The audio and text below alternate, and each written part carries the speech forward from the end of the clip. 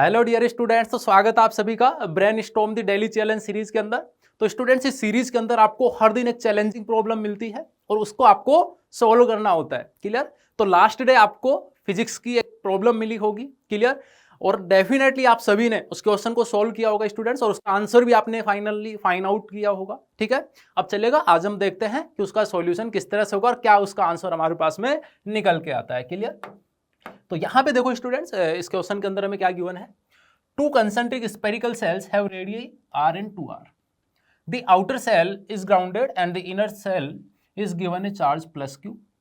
A small particle having mass small and charge minus q enters the outer cell through a small hole in it. Clear? तो देखो, जैसा कि आप diagram के अंदर देख सकते हो, यहाँ पे आपको दो कंसेंट्रिक सेल्स गिवन है स्टूडेंट्स। एक की रेडियस r है और एक की कितनी है, 2r है। ठीक है, अब जो अपनी बाहर वाली सेल है ना, इसको हमने क्या कर दिया, ग्राउंडेड कर दिया। यानी इसका जो आउटर मोस्ट सरफेस होगा वहां पे चार्ज कितना हो जाएगा, 0 हो जाएगा। ठीक है, और इनर सेल पे कितना हो जाएगा।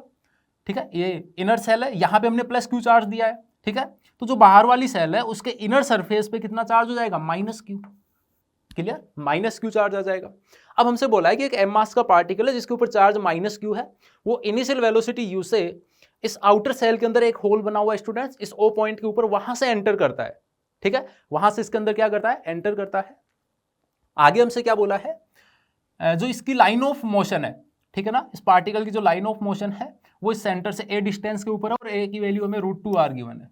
क्लियर? From the centre. अब देखो, हमें फाइंड आउट क्या करना था। इसके अंदर हमें दो पार्ट्स गिवन थे। ठीक है, तो पहले पार्ट में बच्चों में फाइंड आउट करना था radius of curvature of the path of the particle immediately after it enters the cell. तो जैसे पार्टिकल इस सेल के अंदर एंटर करता है, यानी ओ पॉइंट के ऊपर हमें इसके पाथ की रेडियस ऑफ कर्वेचर बतानी है। क्लियर? अब देखो, सेकंड पार्ट भी है, यहां पे हमें बताना था find the speed with which the particle will hit the inner sphere. ठीक है, अब जो फाइनली जो पार्टिकल होगा बच्चों, वो इनर सेल से आके क्या करेगा, हिट करेगा। तो जब वो हिट करेगा तो उसकी स्पीड कितनी होगी, ये हमें फाइंड आउट करना है। क्लियर? तो दो चीजें हमें निकालनी है और हमें एज्यूम्शन यहाँ पे कुछ गिवन है, distribution of charge on the sphere do not change due to the presence of the charge particle. ठीक है, तो चलेगा, वन बाय वन करते हैं यहाँ पे। तो बच्चों, फर्स्ट पार्ट जो है उसको हम देखते हैं। तो यहाँ पे हमें ना रेडियस ऑफ कर्वेचर निकालनी थी। तो आप सभी को पता है रेडियस ऑफ कर्वेचर क्या हो जाएगी, ये हो जाएगी जो v² divide by A perpendicular होती है। ए परपेंडिकुलर क्या हो जाएगा, एक्सीलरेशन हो जाएगा। कौन सा एक्सीलरेशन हो जाएगा, ओ पॉइंट के ऊपर वेलोसिटी के परपेंडिकुलर। क्लियर? अब यहाँ पे अगर मैं देखूं बच्चों, ओ पॉइंट के ऊपर है ना, तो इसके ऊपर जैसे ये पार्टिकल यहाँ पे एंटर करेगा इन दोनों सेल के बीच में, तो इस पे इलेक्ट्रिक फील्ड लग रहा होगा ना। यहाँ पे इलेक्ट्रिक फील्ड है जिसकी वजह से इसके ऊपर एक इलेक्ट्रिक फोर्स लगेगा, और वो किस डायरेक्शन में लगेगा, सेंटर की तरफ, इस तरह से। इसको मैं एफ बोल दूं क्या? ठीक है, इस फोर्स को मैंने एफ बोल दिया। लेकिन हमें कौन सा चाहिए, एक्सीलरेशन ए परपेंडिकुलर चाहिए, यानी वेलोसिटी के परपेंडिकुलर। ठीक है, तो इधर फोर्स जो होगा वो आपका ये हो जाएगा, इसको मैं एफ परपेंडिकुलर बोल देता हूं। क्लियर? इसको मैंने क्या बोल दिया स्टूडेंट्स, एफ परपेंडिकुलर। ये एंगल अगर थीटा है तो ये भी थीटा हो जाएगा। ठीक है, ये भी क्या हो जाएगा, हमारा थीटा हो जाएगा। अब यहां पे अगर मैं देखूं कि जो एफ परपेंडिकुलर उसकी वैल्यू क्या होगी, सर वो हो जाएगी F cos theta, F cos theta. ठीक है, और न्यूटन्स लॉ अगर मैं बच्चों यहाँ पे अप्लाई कर दूं तो ये हो जाएगा m a perpendicular. Clear? M a perpendicular हो जाएगा। अब देखो, यहाँ पे मैं वैल्यूज रख रहा हूँ स्टूडेंट्स, तो फोर्स कितना हो जाएगा, क्यू इंटू ई हो जाएगा। क्लियर? और कोस थीटा कितना हो जाएगा, ध्यान से देखो भाई, कोस थीटा कितना हो जाएगा, ये 2r है, ये √2r है। ठीक है, तो कोस थीटा कितना हो जाएगा, कोस थीटा हो जाएगा 2r डिवाइड बाई, सॉरी उल्टा लिख दिया यहाँ पे। ठीक है, ये हो जाएगा हमारा √2r divide by 2r। Clear? तो ये हो जाएगा 1/√2। उसके अलावा देखो, ओ पॉइंट के ऊपर इलेक्ट्रिक फील्ड कितना होगा, है ना। तो वहां पे अगर मैं जो आउटर सेल है उसके जस्ट अंदर अगर मैं गॉसियन सरफेस बनाता हूं जिसकी रेडियस 2r ही होगी स्टूडेंट्स, है ना, तो उसके अंदर चार्ज कितना होगा, प्लस क्यू चार्ज होगा। तो जो इलेक्ट्रिक फील्ड हो जाएगा वो कितना हो जाएगा, KQ डिवाइड बाई r²। लेकिन r की जगह क्या पुट कर देंगे हम यहाँ पे, 2r, तो 4r² हो जाएगा। तो ये हो गया 4r²। तो ये आ गया हमारे पास में वहां पे इलेक्ट्रिक फील्ड। अब ये जो वैल्यूज है वो यहां पे हम पुट करते हैं अगर, तो देखो cos थीटा हो जाएगा हमारा 1/√2 is equal to m a perpendicular. Clear? तो यहां पे देखिएगा ये हो जाएगा हमारा ए परपेंडिकुलर कितना हो जाएगा, 1/√2 m। क्लियर? और यहां पे कितना हो जाएगा, स्मॉल क्यू, और इलेक्ट्रिक फील्ड कितना स्टूडेंट्स, के capital q divide by 4r square, 4r square. Clear? तो ये हमारे पास में क्या निकल के आता है, यहाँ पे ए परपेंडिकुलर निकल के आता है। हमें क्या निकालनी है, रेडियस ऑफ कर्वेचर। तो बहुत इजीली कैलकुलेट करने के यहाँ से, तो रेडियस ऑफ कर्वेचर कितनी हो जाएगी यहाँ पे, तो देखो इनिशियल वहाँ पे वेलोसिटी u है स्टूडेंट्स, तो u square divide by A perpendicular हो जाएगा, ठीक है, तो ये हो जाएगा स्मॉल q कैपिटल Q, ठीक है, के, और ये कितना हो जाएगा, ये हो जाएगा 4√2 mr स्क्वायर, ठीक है। और के की वैल्यू आपको पता है 1 divide by 4 pi epsilon not होती है। तो यहाँ पे अगर मैं वैल्यू पुट कर दूं स्टूडेंट्स, तो कितना हो जाएगा, ये हो जाएगा 16√2 पाई एप्सिलॉन नॉट, ठीक है, you square mr square divide by, ठीक है, small q and capital Q, और ये क्या निकल के आ गई हमारी, रेडियस ऑफ कर्वेचर निकल के आ गई। क्लियर? और यही हमें फाइंड आउट करना था, ठीक है। तो ओ पॉइंट के ऊपर जो ट्रेजेक्ट्री होगी उसकी रेडियस ऑफ कर्वेचर हमारी ये होगी। क्लियर? तो ए पार्ट हमारा हो चुका है। अब हम चलते हैं बी पार्ट की तरफ। तो बी पार्ट पे क्या है कि जब ये पार्टिकल इस इनर सेल से टकराएगा तो वहां पे स्टूडेंट्स हमें स्पीड बतानी है। क्लियर? तो यहां पे सिंपली आपको कुछ नहीं करना, आपको वर्क एनर्जी थ्योरम का यहाँ पे यूज करना है। तो देखो work done by electrostatic force, ठीक है, क्या हो जाएगा, चेंज इन काइनेटिक एनर्जी, तो half m v square minus u square हो जाएगा। क्लियर? तो बेसिकली हमें यहाँ पे v की वैल्यू फाइंड आउट करनी है ना, इसी स्पीड से जाके इनर सेल से टकराएगा, तो यहाँ पे हमें v की वैल्यू कैलकुलेट करनी है। लेकिन उसके लिए हमें क्या चाहिए, वर्क चाहिए बच्चों इलेक्ट्रोस्टैटिक फोर्स का।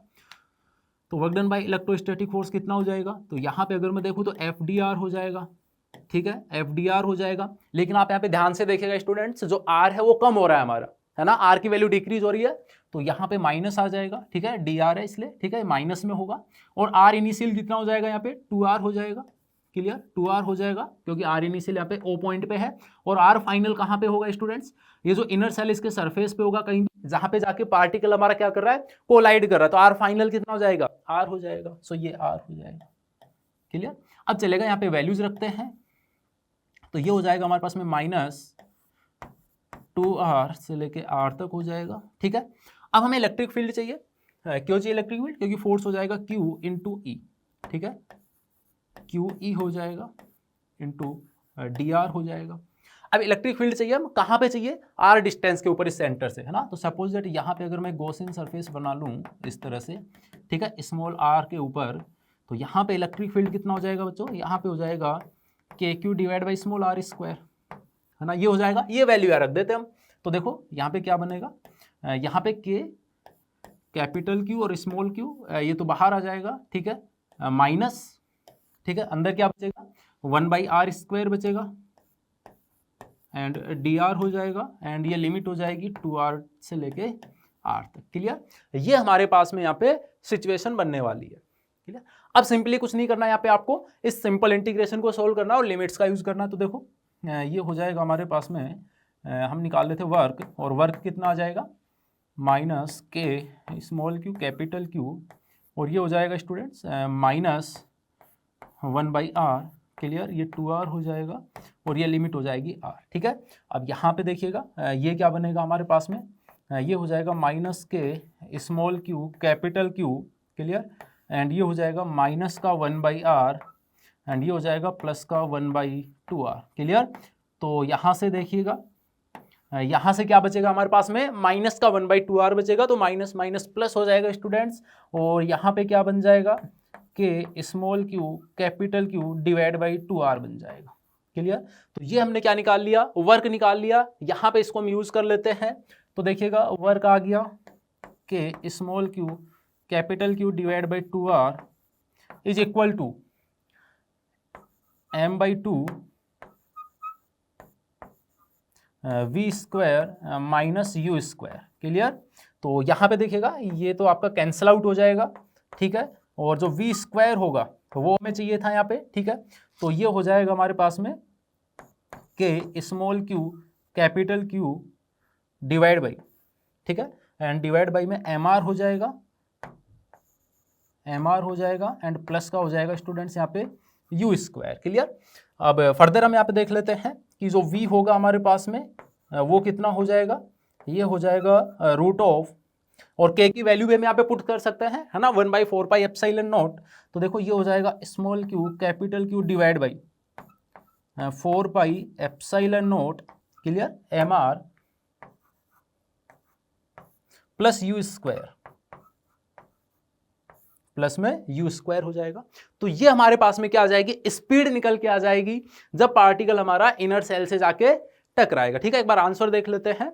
तो ये हमारा आंसर था स्टूडेंट्स फर्स्ट पार्ट का, ठीक है, और ये आ गया हमारे सेकंड पार्ट का।